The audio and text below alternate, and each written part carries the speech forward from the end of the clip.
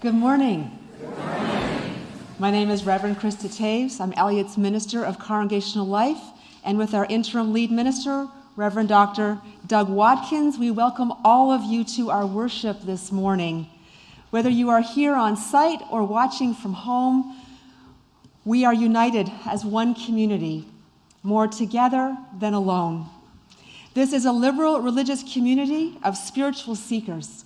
We welcome you in the fullness of your age, race, ethnicity, gender expression, sexual orientation, and religious background. Our faith is not lived in creeds, but in deeds, not in the hereafter, but in the here and now.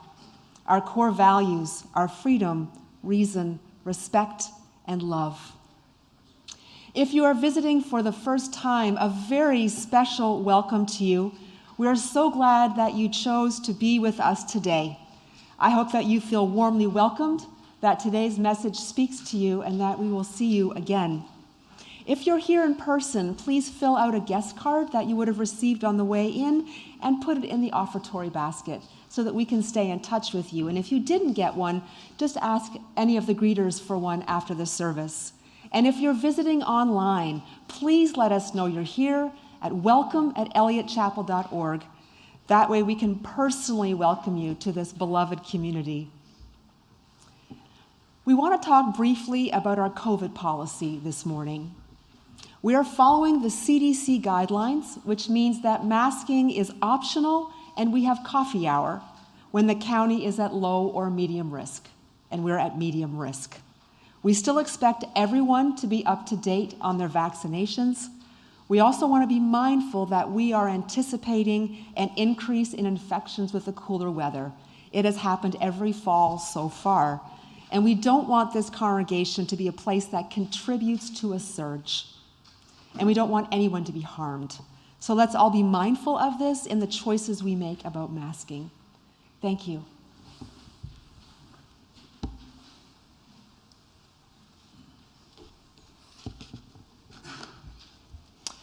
As we continue our service, I invite Nicholas to spark the flame of our faith, and I will invoke the third of our 7 principles, a living document that describes what we believe together. We invoke the spirit of the third principle, acceptance of one another and encouragement to spiritual growth in our congregations. The Reverend Dr. David Breeden wrote, "We gather together here, now, summoning our courage to be. We gather, bringing our weariness and our energy. We gather, bringing our wariness and our visions. Like trees in rocky places, our roots clutch. What we find is each other. What we find is each other holding tightly. Courage is not certitude. Courage is not assurance. Courage is the willingness to join in the attempt, to join in the unlikely, even the impossible. Courage is a choice, a way of knowing, a way of joining together. Courage is knowing that together we will do what none of us can do alone." I invite us to rise in all the ways that we do and join in our opening hymn, hymn number 6, "Just as Long as I Have Breath."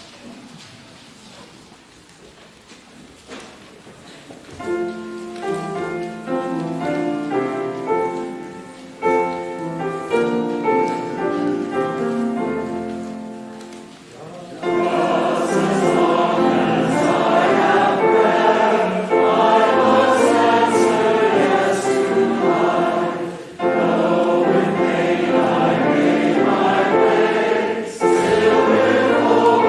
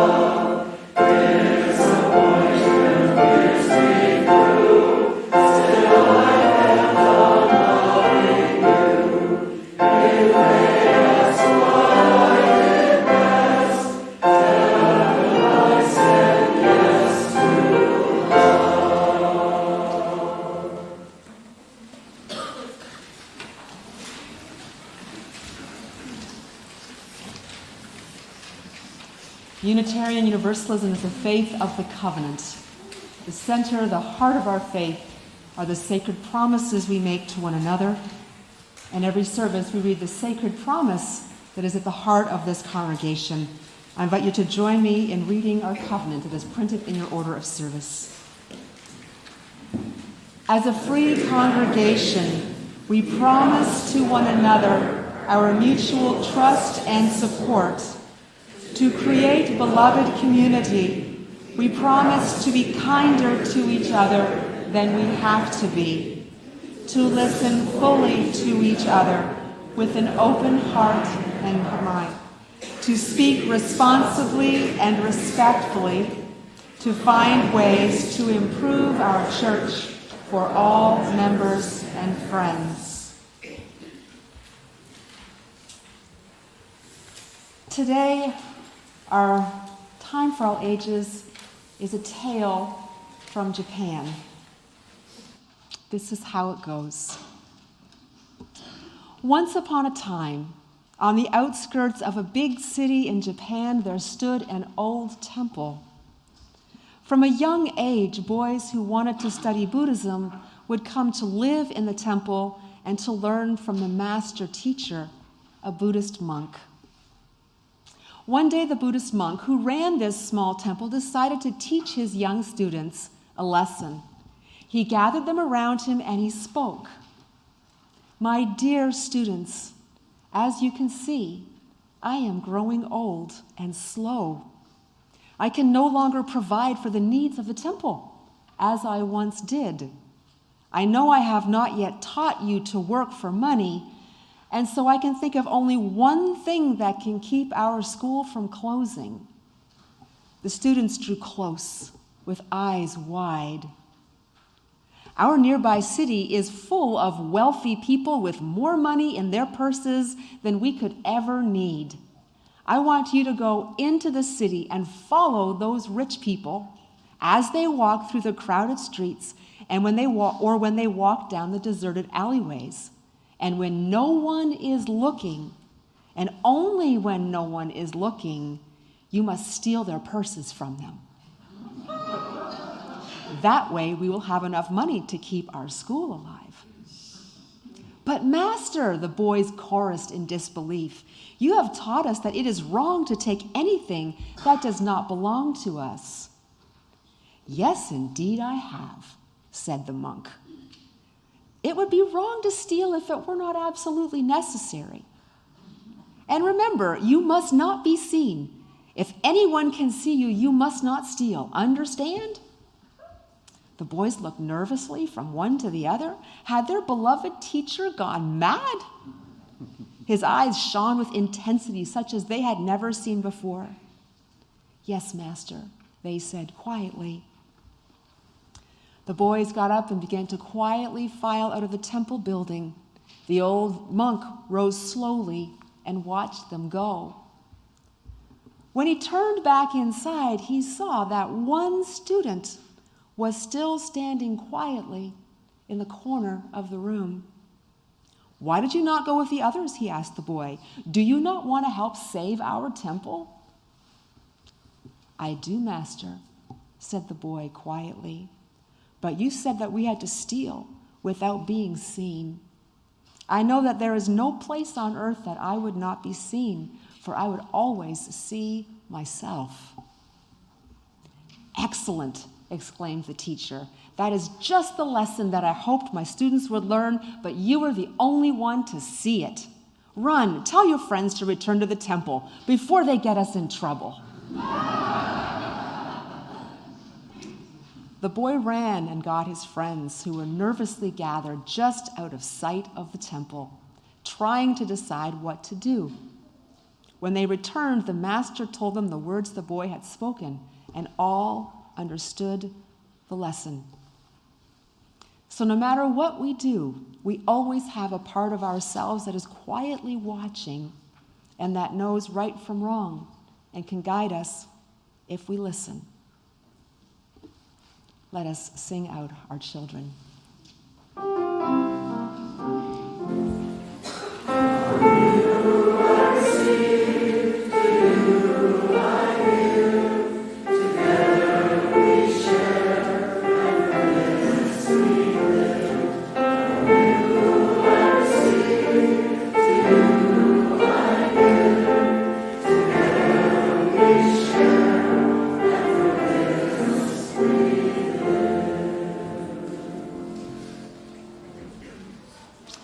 I invite you to join with me as you are willing and able in the spirit of prayer and meditation. Our meditation this morning leans heavily on a prayer written by Andre Moll. All that we share is sacred. Spirit of life, as we gather this morning, let us give thanks for being together in this time and the many places that form our sanctuaries. Let us welcome the ways that we will grow and be challenged today, the ways that will be comforted, the ways that our hearts will be touched, the ways that we are asked and invited to be courageous. Let us remember that we are a covenantal community, continuously renewed by the promises we make and seek to live out. We are renewed by our commitments to see each other, to hear each other, to strengthen each other and sustain each other, and to serve what lies beyond the walls of this beloved community. When we share what is most important to us, that is where listening begins. When we show that we hear each other, when we say, "Your life matters," that is where compassion begins. When we open the door to greet each other, that is where hospitality begins. When we venture to bring each other shelter, that is where love begins. When we risk our comfort to ease each other's suffering, when we act against hatred, violence, and injustice, that is where courage begins. When we experience the full presence of each other because of our shared humanity, because of our differences, that is where gratitude begins. Let us enter into a time of silence for the prayers of our hearts.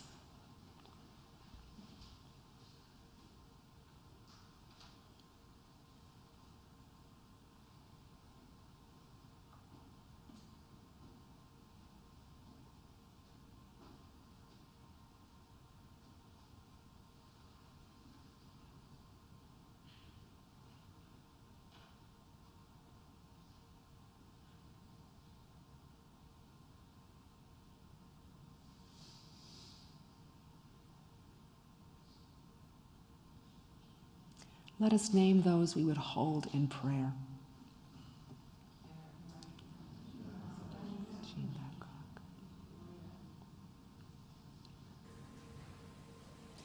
May this be a space that is not complete until all are welcome. May this be a space of beauty where together we create and sustain a love that is beyond our imagining and where all that we share is sacred. May it be so. Amen, and blessed be. I invite you to remain seated for our meditative hymn, 391, Voice Still and Small.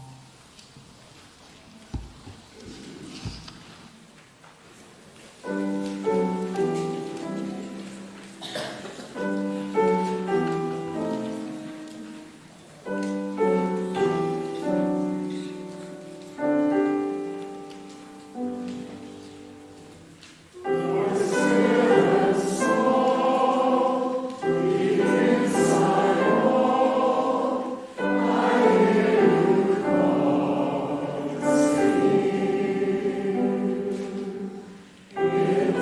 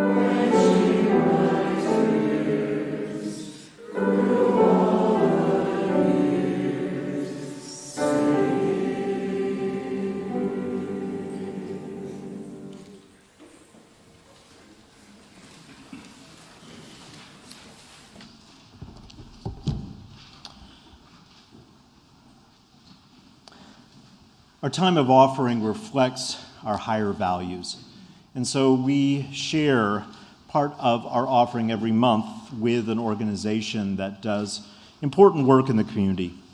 In October, we will be sharing our offering with a red circle. Created in 2017 at the vision of Executive Director Erica Williams to promote community betterment in North St. Louis County through a racial equity lens. Their mission statement is the holistic betterment of our community, reversing the effects of racism one person and cause at a time. They work in the community around employment, education, holistic living, access to food, and also the betterment through education and access to the arts. As we think about our connection with the community, may we be inspired by a deep sense of that connection to our own generosity, to the gifts that we have, and to share them as we are able. May the offering now be given and received in such a spirit.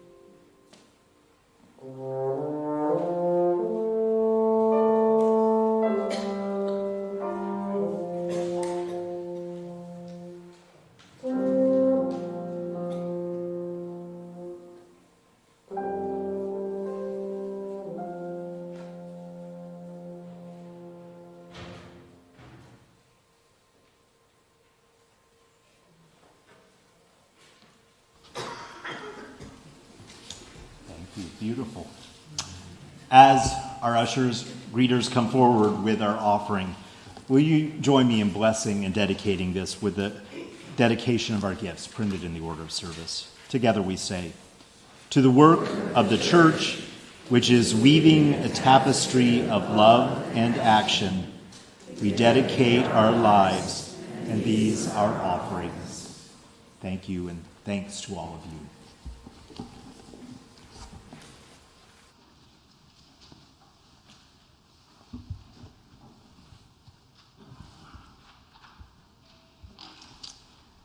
Our first reading this morning is by Brené Brown.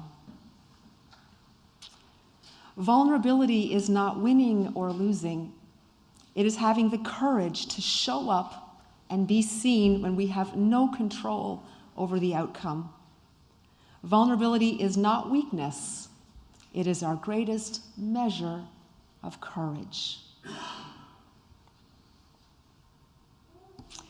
In our story today, a young child found the courage to be true to his heart and true to the teachings he believed in, even when it meant disobeying and possibly disappointing someone he respected very much. Those of us who are beyond our schooling years, if you think back to what it was like when you were a student, you can probably imagine how much courage it would take to disobey your teacher. I know it would have taken me a tremendous amount of courage. And it especially would take courage if you grew up in a culture where you always respected your elders and you never said no.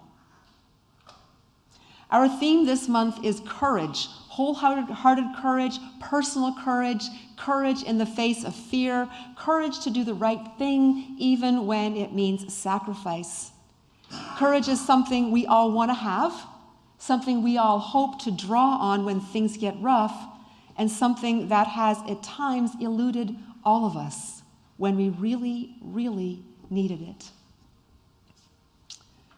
Today, both Doug and I are going to talk about our paths to courage. And when I think about my path to courage, I go back to my childhood, the family I grew up in, the religion and culture I grew up in. I think about the times that I chose courage and the times that I was too afraid or lacked the confidence to choose courage. I grew up in a distinct culture called Russian Mennonite, which is both a religion and an ethnicity all wrapped up in one. And I'm not Russian, but my ancestors found themselves in the Russian Empire, then it got messed up during the 1917 Revolution, and then we ended up in Canada. That's about 250 years of history in 2 sentences. But we ended up in Canada. And there, my ancestors, my elders, worked very, very hard to create the kind of community that they had lost. And they all lived in the same places so they could all be together and built their churches and had their very, very tight communities. And I grew up in this very tight-knit rural community, one of the many in Ontario, Canada, where there were so many Mennonites in my community, you didn't have to engage much beyond the community, beyond the Mennonite community, if you didn't want to. I didn't speak a word of English until I started kindergarten. That's how tight it was. I knew English from TV, but I had never spoken it. One of the primary values of the Mennonite faith is humbleness. You are not to pride yourself, not to seek to rise above others, not boast, not make yourself the center in any way. Everything good that happens is given credit to God's graciousness and love. Now, there are many beautiful things about humbleness.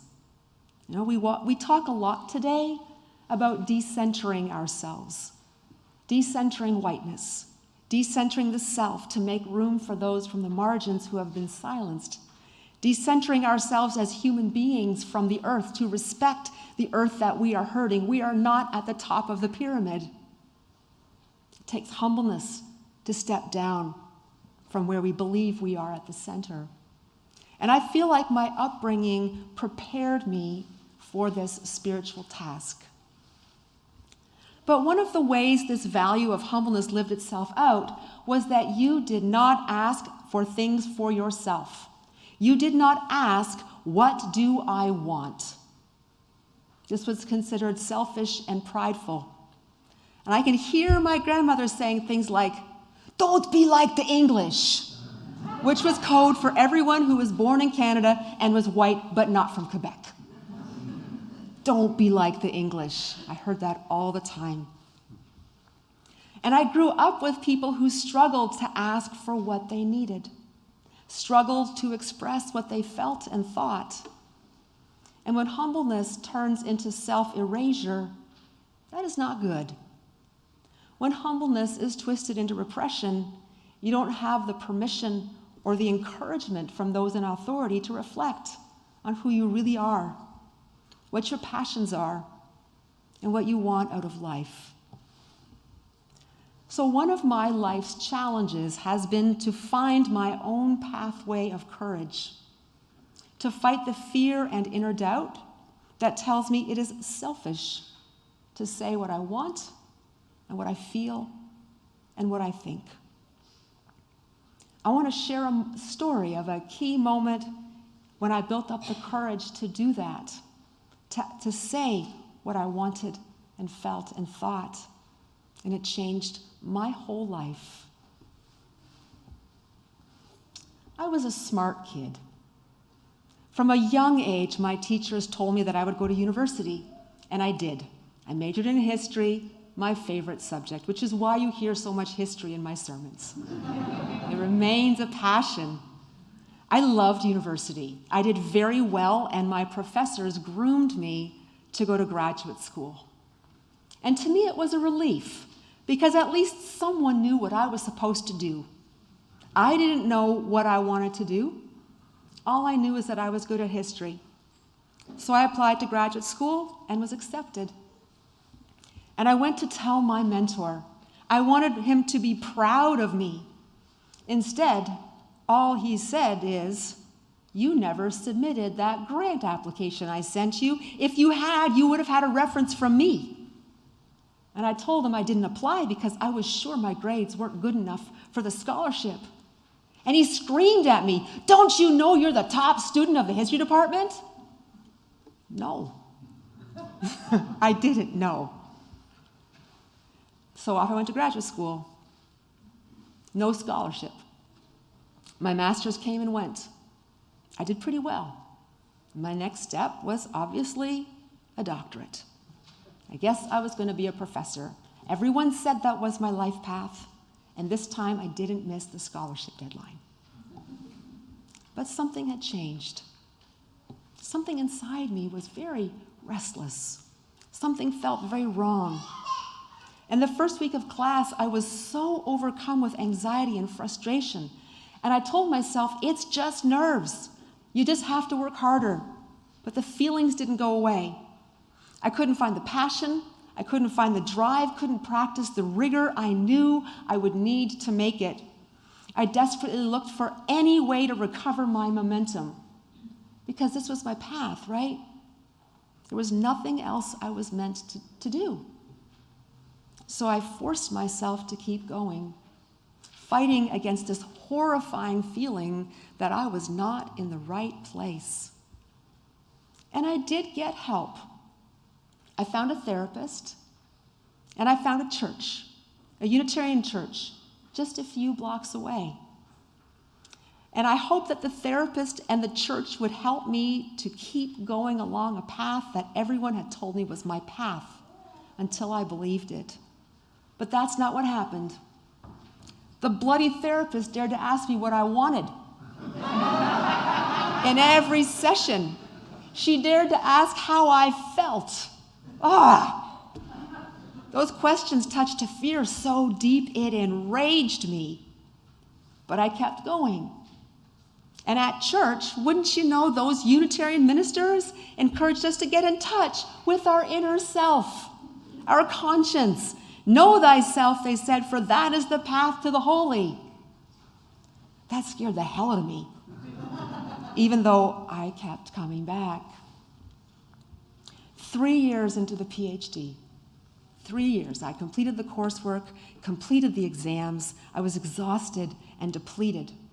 And I sat at my desk every day, unable to work, sinking into anxiety, depression, and guilt. It felt like everything was crumbling like burnt paper. And I'd ask, what is wrong with me? Why am I so weak? Why can't I just do this? This is my path.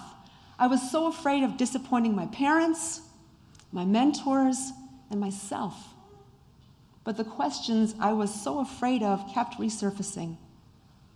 Who was I? What was I feeling?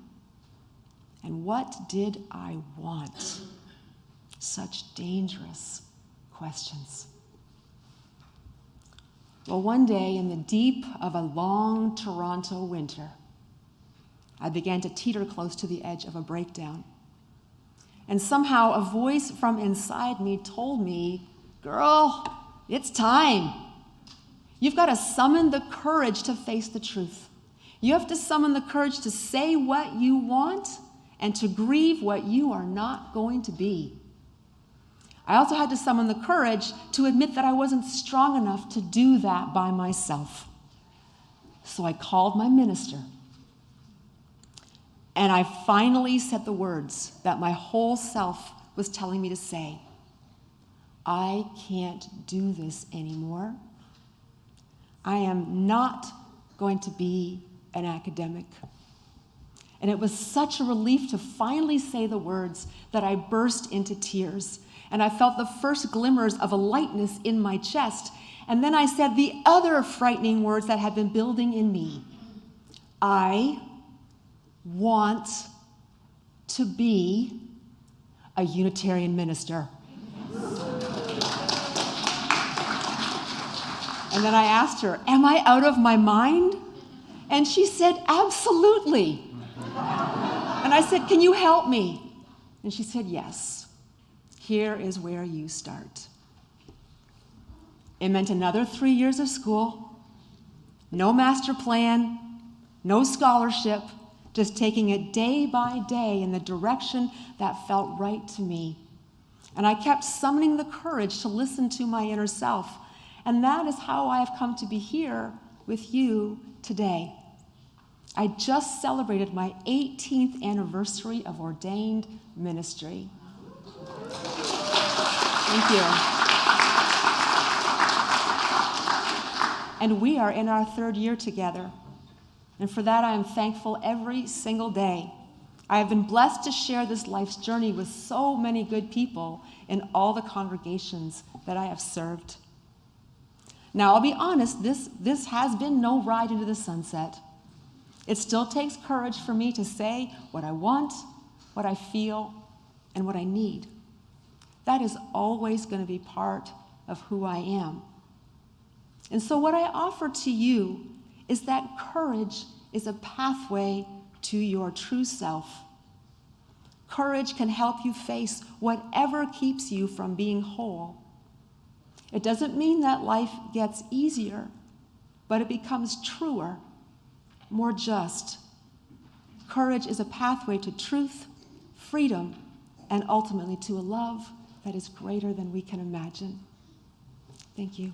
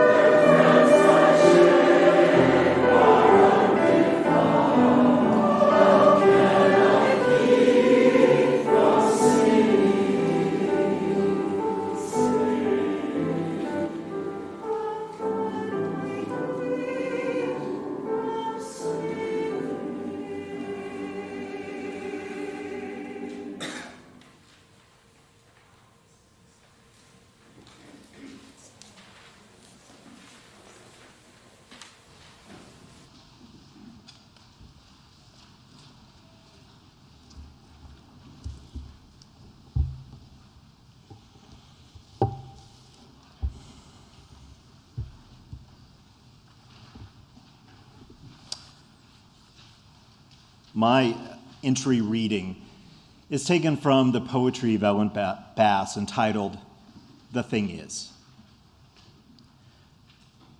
The thing is to love life, to love it even when you have no stomach for it, and everything you've held dear crumbles like burnt paper in your hands, your throat filled with the silt of it.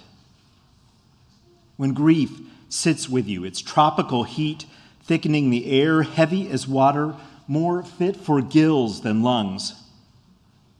When grief weighs you down like your own flesh, only more of it, an obesity of grief. You think, how can a body withstand this?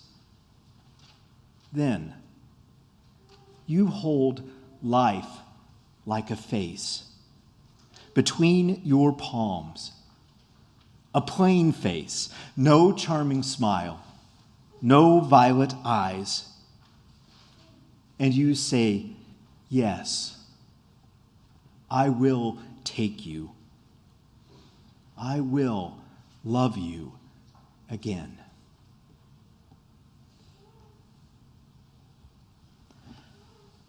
So this month, we are exploring our own personal intersections and pathways into courage. And part of the hope in both Krista and I sharing a little bit of our own pathway is to create space for you to do the same in your own life and in your own heart. The thing is that I have found that if you really do that work well, it sometimes takes you into wonderful but difficult places. I was thinking about my own intersection as I think about the journey I want to take with you. I invite you this month to explore how courage is a part of change in our lives and how change is always with us. And the interplay of courage in how we understand history, our own history and the larger history. And to fully understand courage, I will ask you to think about fear itself. Because if I was totally honest about what I know about courage, I really know it first by my own, sometimes very difficult, very personal struggle with fear and anxiety, and coming to some greater and deeper understanding of how those things play in my life. When I began my ministry 30 years ago, I moved across the country to begin my first settled ministry in Wisconsin. And I began a new relationship, and everything seemed to be an incredible time and exciting and wonderful. And about 3 months into the ministry, I began to feel not so well. I would find myself having an experience that was sort of like neuropathy throughout my body. And there were several times I was certain that I was unable to breathe and that my brain was shutting down. Not very conducive to feeling comfortable in your day-to-day life. Well, after many tests for about a year and a half, what I discovered, and I wonder if some of you may have guessed this, was that I have an anxiety disorder. And I'm very lucky.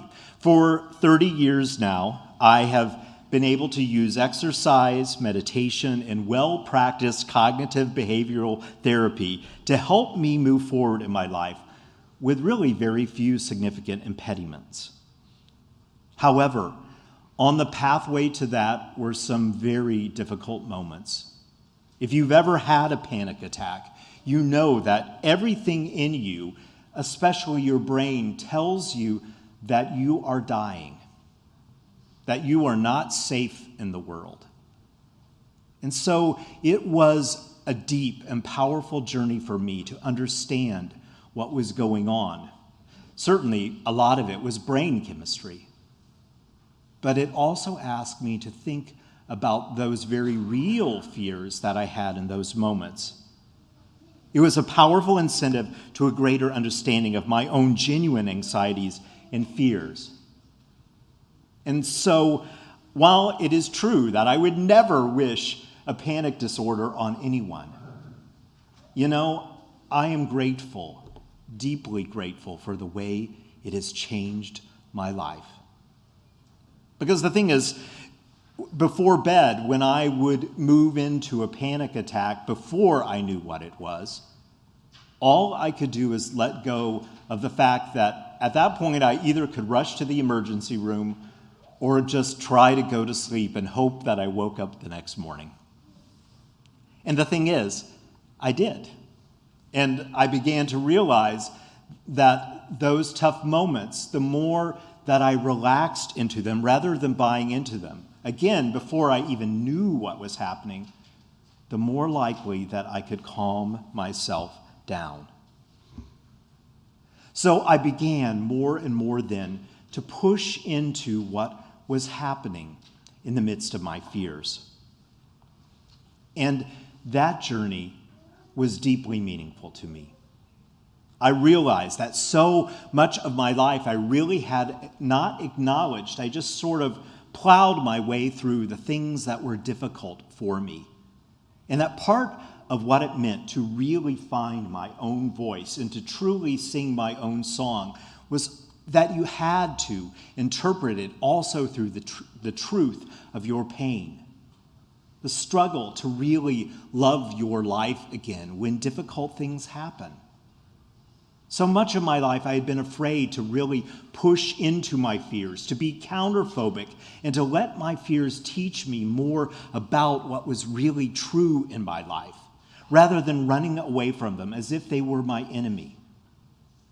The more that I leaned into the truth of what it was that I was afraid of and anxious, and really sat with it and let it be what it was, and then pushed on deeper into it to know it better, the more that I found within me that voice that was courageous and strong and had stood the test of that difficult night and awakened with a very different understanding.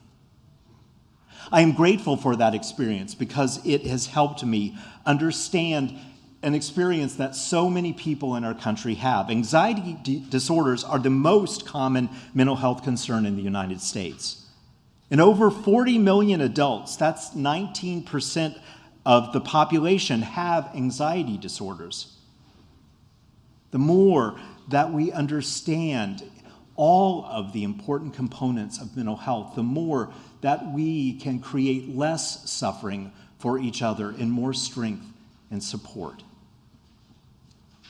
But most of all, what I'm grateful for is that over time, as I was thinking about how to live with anxiety, I realized that the living part was really the answer.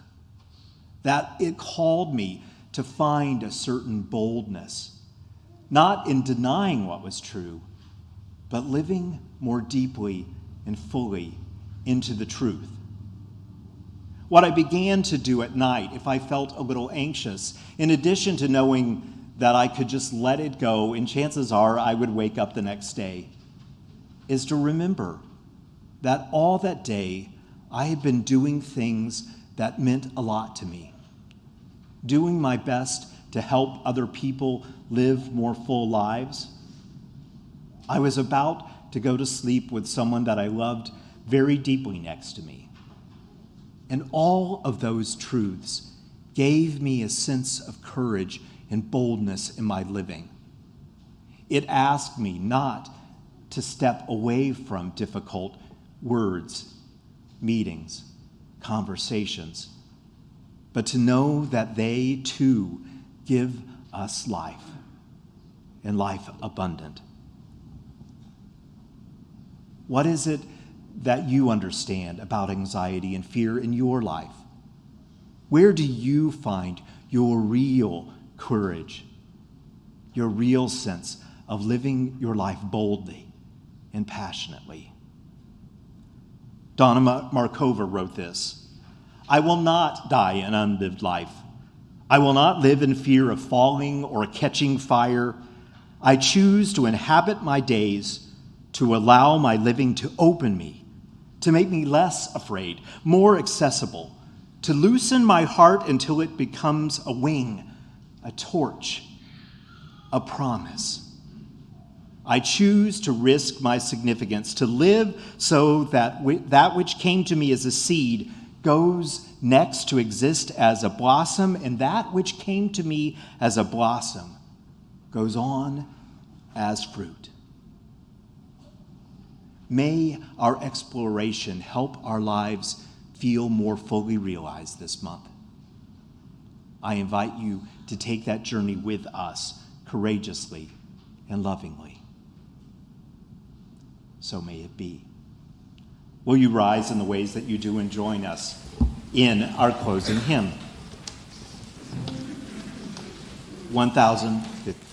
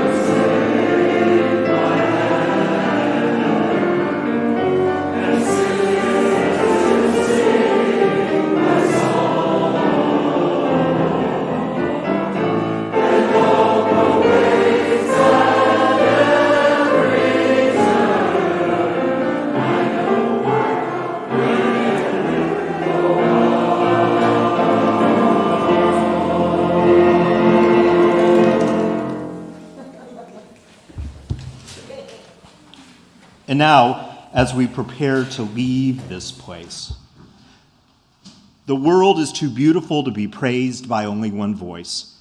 May you have the courage to sing your part. The world is too broken to be healed by only one set of hands. May we have the courage to use our gifts.